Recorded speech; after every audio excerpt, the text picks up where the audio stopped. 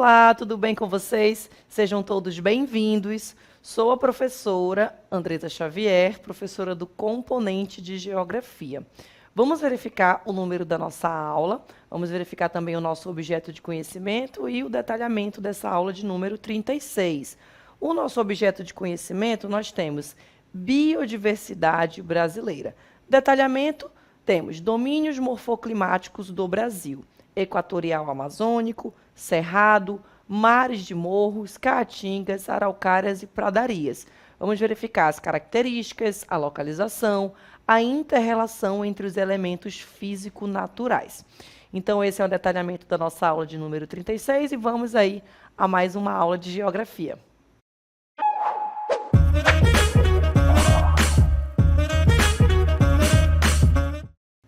Muito bem, vamos iniciar a nossa aula, observando alguns dos domínios morfoclimáticos do Brasil.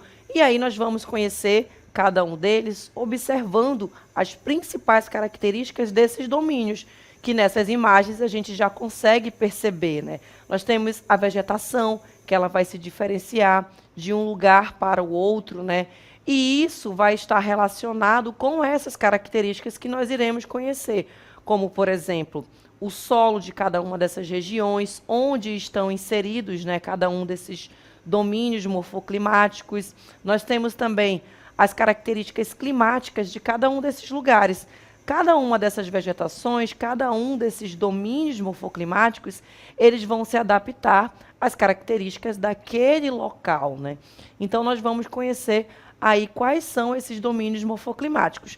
Mas, antes disso, vamos entender este conceito de domínio morfoclimático. Então, temos aí o conceito para vocês observarem, que são o quê? Grandes áreas do território brasileiro. E essas áreas que nós iremos conhecer, gente, elas possuem algumas características, tá bom? E quais são essas características? Lembrando que essas características, elas são características uniformes, tá bom? Então, cada um desses domínios, eles possuem essas características que vão predominar e que são características parecidas de um lugar para o outro. Por exemplo, a gente tem domínio morfoclimático que abrange vários estados, mas esses estados, eles têm o predomínio dessas características uniformes, tá bom? Como o clima, o relevo, temos aqui a vegetação, temos também as características da hidrografia, né? E o solo, que vão ser características que se assemelham. Então, essa homogeneidade dessas paisagens, né, elas vão resultar aí na interação entre esses elementos físico-naturais, né? Então, entre todos esses elementos, há milhares de anos, tá bom? Então, nós vamos observar aí as características de cada um desses domínios e nós vamos verificar que, além disso, né, no conceito aí que a gente está observando, nós temos que a classificação do Aziz Absaber, e aí a gente vai observar, conforme a classificação de Aziz Absaber, aí tem a imagem dele para vocês observarem, a paisagem brasileira ela pode ser dividida em 6 domínios morfoclimáticos, todos eles com essas características que nós verificamos, né, essas características uniformes, com relação a essas paisagens, né?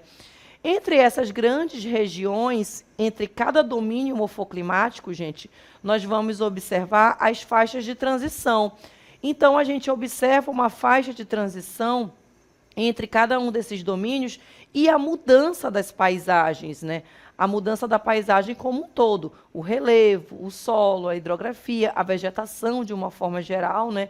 Que compõem cada um deste domínio morfoclimático, tá bom? Então, nós temos aí o geógrafo, né, Aziz Absaber, e aí ele tem essa classificação aqui no território brasileiro, né, onde foram vários anos aí de estudos, de projetos, até entender essa dinâmica do nosso país. E aí, o primeiro domínio para vocês, eu destaquei em cada um dos mapas a área em que esse domínio morfoclimático ele abrange.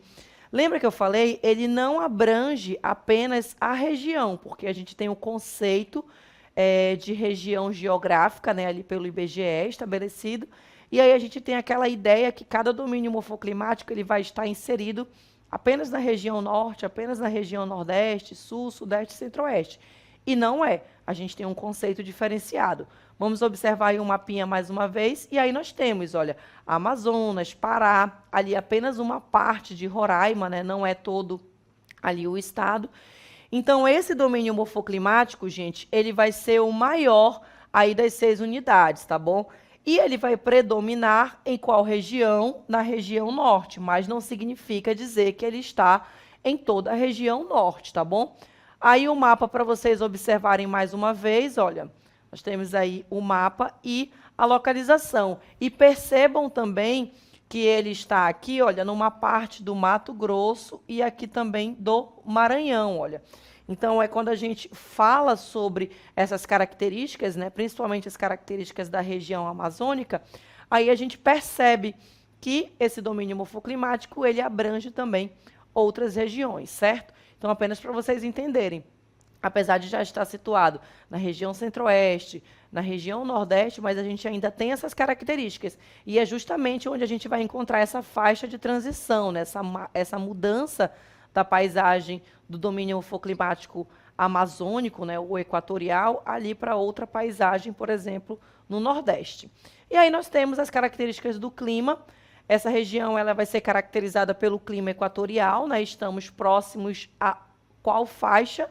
A zona equatorial, né? A linha do Equador. Então, nós temos aqui o clima desse domínio morfoclimático. E aí as características, né? Chuvas abundantes, formando a cobertura vegetal, onde nós temos uma cobertura vegetal densa, e também as características para a hidrografia, né, onde vão abastecer os cursos d'água e também os rios da bacia amazônica, certo? Então, aí já falando de clima e também de hidrografia.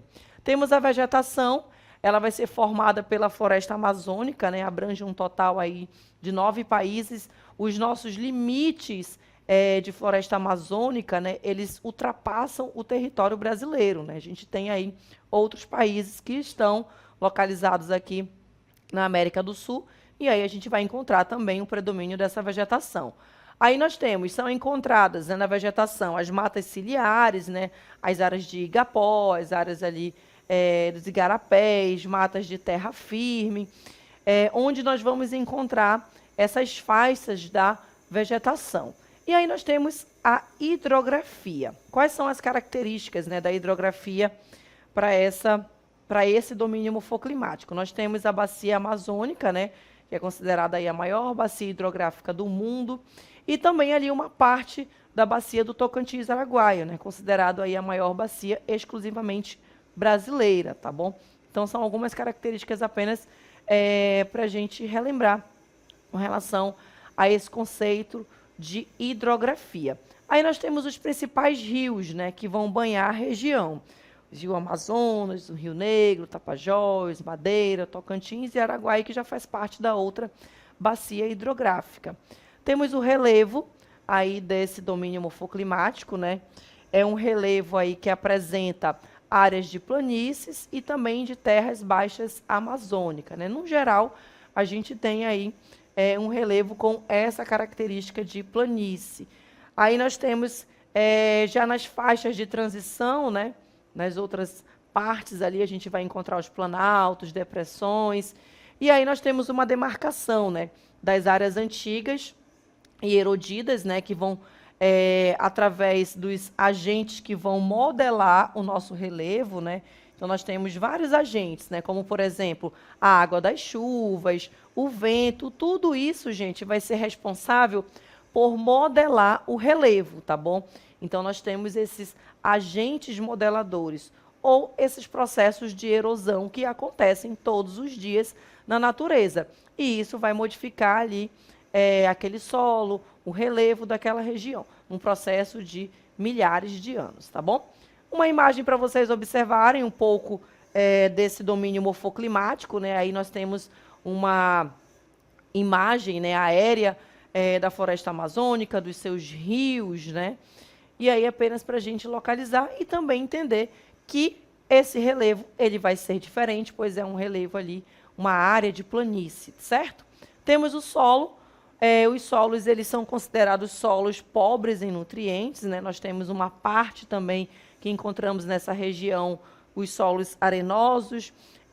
A gente tem ali o processo de depositação, né, desse material orgânico, proporcionando aí a fertilização, né, ao longo dos rios que vão ser encaminhados, né. Os solos mais férteis a gente vai encontrar, né, não é a maior parte do solo da nossa região, por conta das águas dos rios, né, que é justamente nesse processo de deposição que nós vamos encontrar, né. Então, os rios que vão ser responsáveis em carregar ali esse material, certo? Nós temos agora o próximo domínio morfoclimático. Já coloquei a localização para vocês, do Mares de Morros. Ele compreende, gente, essa faixa litorânea aí do nosso país, tá bom? E essa faixa litorânea, ela vai abranger ali desde a região nordeste, né, na parte mais ao norte do nosso país, até a região sul. E aí abrange quase todo o estado de São Paulo. Nós vamos observar agora aí na imagem. E aí eu trouxe para vocês, olha, então a gente tem ali quase todo São Paulo, né, essa faixa que eu deixei em destaque em laranja para vocês, e a imagem ao lado também. E aí vocês já conseguem notar as diferenças entre o relevo, que a gente já viu, o da equatorial amazônico, né, aquele domínio morfoclimático, que era uma área de planície, e aí a gente já tem algumas elevações, né, áreas de serras, um relevo que já vai se diferenciar. E aí a gente também observa a vegetação, né, que já vai ser diferente. No equatorial amazônico, a gente tem ali uma vegetação, árvores de grande porte, uma vegetação mais fechada, mais densa, e agora a gente já tem uma outra paisagem, né? E vamos assistir aí um vídeo, né, onde o nosso personagem da geografia, o Curumim, traz algumas informações sobre esse domínio morfoclimático para a gente. Vamos assistir. Olá, alunos! Hoje irei explicar um pouco sobre o domínio morfoclimático dos mares de morros. O domínio morfoclimático dos mares de morros abrange integralmente o estado do Ceará, o oeste do Rio Grande do Norte, Paraíba, Pernambuco e Alagoas, assim como o leste do Maranhão e uma extensa área da Bahia. Além dos territórios citados, ele está presente em uma pequena parte ao norte do estado de Minas Gerais. O relevo é marcado por planícies litorâneas, áreas de baixa altitude e serras como a do Espinhaço, a do Mar e a da Mantiqueira. O clima varia conforme a latitude, indo de tropical a subtropical, e a vegetação coincide com a área do bioma da Mata Atlântica. A hidrografia dos mares de morros apresenta 6 bacias hidrográficas que fazem parte desse domínio, entre elas bacias do Paraná, do Atlântico Leste e do Atlântico Sul. Muito bem, então, o nosso personagem da geografia trouxe aí diversas informações, né? E aí a gente já consegue notar essas diferenças, né, entre as paisagens, entre o relevo, as características de uma forma geral de cada um desses domínios morfoclimáticos.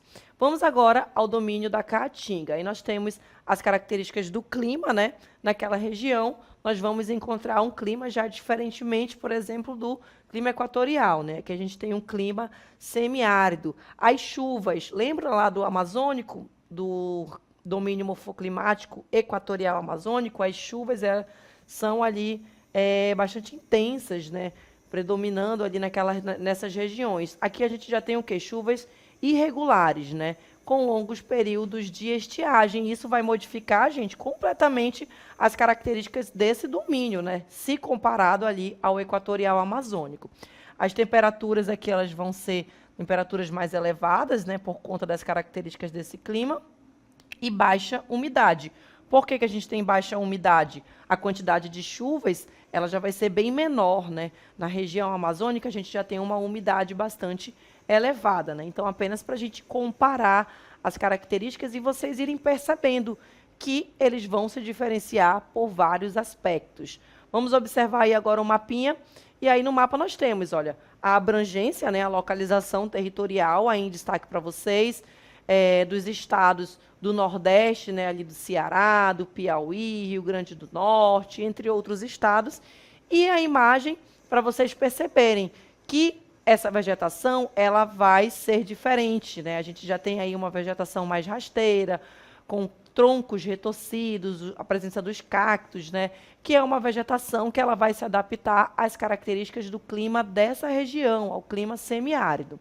Aí nós temos relevo e solo, vai ser caracterizado aí pela depressão sertaneja, São Francisco, né? E nós temos algumas características.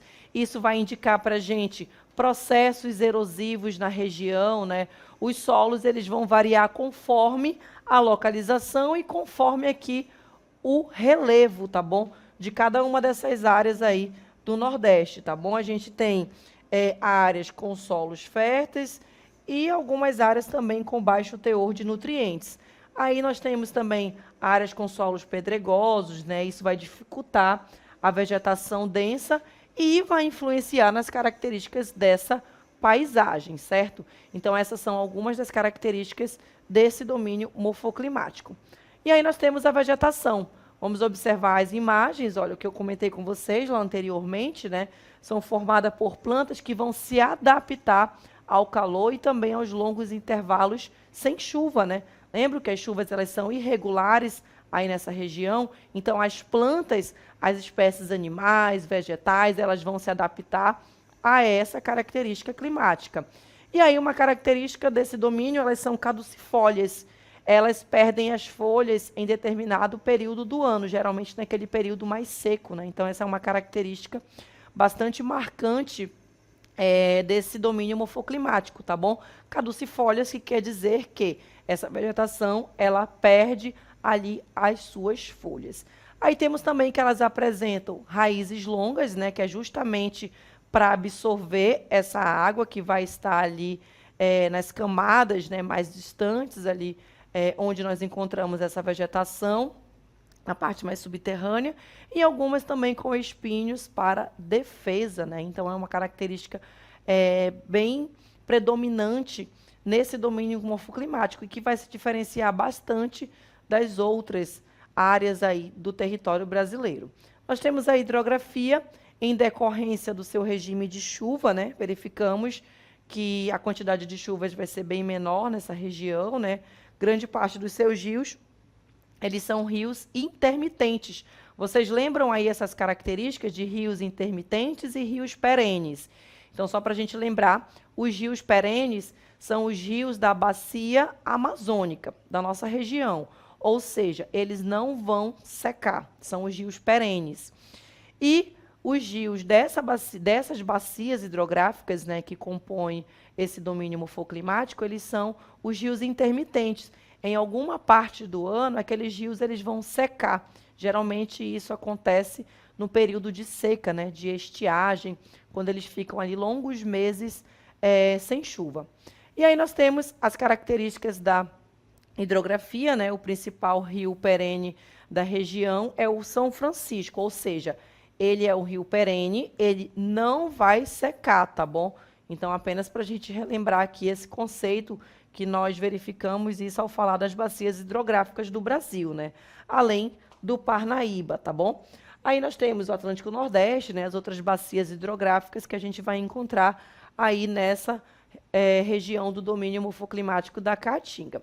Vamos conhecer agora as araucárias. Aí nós temos a imagem, já observem, né, a vegetação, o relevo lá no fundo da imagem. Quando a gente olha uma imagem, gente, a gente tem que prestar atenção nesses detalhes, né? Principalmente se a gente estiver falando aí de domínios morfoclimáticos, ou sobre vegetação, ou sobre relevo, né? A gente já observa ali a altitude, as formas, né, do relevo, que já é bem diferente. Aí a vegetação, se a gente for comparar as árvores com relação ao domínio equatorial amazônico, ou o da Caatinga, que a gente acabou de observar também, ela já vai se diferenciar, né? Esse domínio a gente encontra ele nos estados lá da região sul, né? Onde eles vão predominar, olha, em Santa Catarina e também Paraná. No Rio Grande do Sul, ele vai ocorrer na parte mais ao norte e nordeste, tá bom? E aí a gente vai verificar mais à frente um outro domínio morfoclimático que se encontra também ali no Rio Grande do Sul, fechando, né, os domínios morfoclimáticos desse estado. Apresenta clima subtropical, né? Aí a gente já observa as características. O clima já vai ser bastante diferente, né? A região amazônica, ao clima semiárido ali da Caatinga. A vegetação, a gente tem aí árvores de grande estatura, né? Como a gente pode observar aí na imagem. As folhas, elas são folhas em forma de agulha, como vocês podem perceber aí na imagem. Então, aqui elas são acicifoliadas, tá bom? Então, são as folhas que possuem esse formato, como nós podemos observar aqui, olha, em cada uma dessas imagens, tá bom? Para a gente perceber as características dessa vegetação. E aí nós temos, além do clima e vegetação, as características do relevo e do solo, tá bom? Apresentam aí terrenos elevados, né, como a gente pode perceber ao fundo ali da imagem, né, com regiões de planaltos, chapadas, então o relevo já vai ser diferente. Os solos, eles são solos férteis, tá bom? Com um elevado grau de fertilidade, né, principalmente aí com a presença da terra roxa. A hidrografia nós temos, a área vai ser compreendida por essas bacias hidrográficas, que são as bacias do Paraná, do Atlântico Sudeste e também Sul e do Uruguai, tá bom? Então, nós encontramos essas bacias hidrográficas que vão predominar neste domínio morfoclimático. Vamos agora para a região de Cerrado, domínio morfoclimático do Cerrado. Localização aí para vocês, olha, Centro-Oeste, partes ali de Minas Gerais, Tocantins, Maranhão, onde nós vamos encontrar essa região do Cerrado. As características nós temos clima, a gente vai observar um verão que é um verão chuvoso e um inverno mais seco, né? Que é o clima tropical sazonal. O relevo nós encontramos áreas de planaltos, com a presença ali de chapadas e solos profundos, né?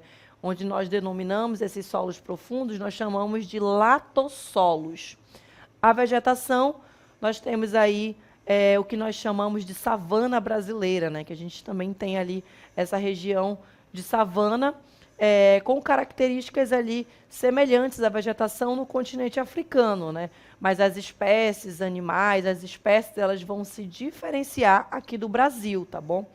Aí nós encontramos árvores retorcidas, áreas também de gramíneas, né, que é uma vegetação rasteira, e também com a presença de arbustos na vegetação. Aí trouxe para vocês alguns impactos humanos que nós vamos encontrar nesse domínio morfoclimático, né? Aí nós temos a principal fronteira agrícola do Brasil, ou seja, essa área vai ser bastante impactada por essa atividade econômica, né? Atividade aí da agricultura. E aí a gente tem desmatamento, entre outros problemas ambientais, né? Desertificação, empobrecimento do solo, entre outros problemas ambientais. Temos aí para vocês observarem no mapinha, olha, a área de abrangência, né, desse domínio morfoclimático do Cerrado, essa faixa que nós falamos do problema ambiental, né, principalmente nessa área do Mato Grosso do Sul, ali observamos também atividades da pecuária, né, o cultivo da soja, entre outras características. Então, aí para vocês, a localização, e aí a gente já percebe aí o predomínio e os estados em que abrange essa área. Vamos agora às pradarias. Nós temos aí pradarias, ou como nós podemos chamar também de pampa, né? Fica mais ao sul do Rio Grande do Sul. Então, aquela outra porção onde nós não encontramos as araucárias, nós vamos encontrar no Rio Grande do Sul essas áreas de pradarias, né? Com o clima subtropical úmido, as estações elas vão ser estações do ano mais bem definidas, né? Inverno, verão, primavera e outono. O relevo, nós temos áreas de campinas suaves e colinas, né? Uma vegetação mais rasteira nessa região, com gramíneas, pastagens, que são pastagens naturais, e também arbustos isolados, né? Que nós vamos encontrar, inclusive nessa faixa de transição, né? Entre as araucárias e as pradarias, principalmente nessa região aí mais ao sul do Rio Grande do Sul. Temos os impactos humanos, né? Atividades também relacionadas ao setor primário, né? A pecuária, atividade da monocultura, né? Onde você só cultiva um único item. Então, isso acaba prejudicando o solo, né? Aquele solo, ele acaba sendo trabalhado ali com uma única atividade, e isso faz com que aquele solo, se ele não tem um manejo adequado, ele venha a perder ali os seus nutrientes, né? Causando o empobrecimento do solo, além de desmatamento, entre outras consequências. Mapinha agora para vocês observarem, e aí nós temos, olha, a vegetação aí ao lado e essa porção ao sul do Rio Grande do Sul, né? E a imagem indicando aí. Então, observem, a gente já não tem mais aquelas árvores de grande porte, né? Como a gente observou nos outros domínios morfoclimáticos, na mata de araucárias. A gente tem ali a presença de arbustos, né? E uma vegetação ali mais rasteira, né? Que são as gramíneas ou pastagens naturais, como nós verificamos também nas características, certo? Vamos agora às faixas de transição. Lembra que eu falei lá no início, as faixas de transição, olha, elas correspondem, gente, à área situada entre o domínio ou outro, ou mais domínios, né? Por exemplo, entre o Cerrado, a Caatinga e ali o domínio morfoclimático equatorial amazônico, nós vamos encontrar uma faixa de transição, é uma vegetação que ela possui ali características que vão se assemelhar às duas ou três, né, domínios morfoclimáticos. E essas faixas de transição, elas recebem nomes, tá bom? Que são Mata dos Cocais, Agreste e também ali o Pantanal, tá bom? Mata dos Cocais, onde é que está localizado? Vai se localizar entre os domínios do Cerrado, tá bom? Que está indicado aí para vocês de lilás, né? Da Caatinga e amarelo, e também do verde, que é o amazônico. Então, aqui nós temos esses três domínios, Caatinga, amazônico e o Cerrado. Então, nessas faixas, nós vamos encontrar aí, que está aqui indicando nesta cor, neste azul, né? Nós vamos encontrar essas faixas de transição entre um domínio e outro. O Agreste, nós temos aí situado entre os domínios da Caatinga e dos mares de morros, né, onde nós vamos encontrar também essa transição entre a vegetação, entre o solo. E o Pantanal, que está localizado entre os domínios amazônicos do Cerrado, no território brasileiro, que vai recobrir aí até mesmo os países vizinhos, né, que fazem ali fronteira com a gente, como, por exemplo, da Bolívia, da Argentina e do Paraguai, certo? Então, nós vamos encontrar essas faixas de transição. O conceito situado entre dois ou mais domínios com características semelhantes, né? Então, é uma faixa de transição entre uma vegetação e outra. Então, observando aí o mapinha, a gente percebe essas áreas aí que estão em destaque para vocês em azul, né? E aí vocês podem perceber que ela está entre um domínio morfoclimático e outro. Ela não está inserida dentro do domínio morfoclimático que a gente marcou em cada mapa para vocês. Ela vai estar inserida entre esses domínios, que nós chamamos de faixas de transição, tá bom? Que são as matas dos cocais, o agreste e o pantanal, certo? Então, assim, finalizamos a nossa aula, né, conhecendo cada um dos domínios morfoclimáticos e também as características, né, que compõem cada um deles, né? O que foi analisado em cada um dos domínios, né, como a hidrografia, o solo, o relevo, as características do clima e também a localização de cada um deles. Então, essa foi a nossa aula e até uma próxima.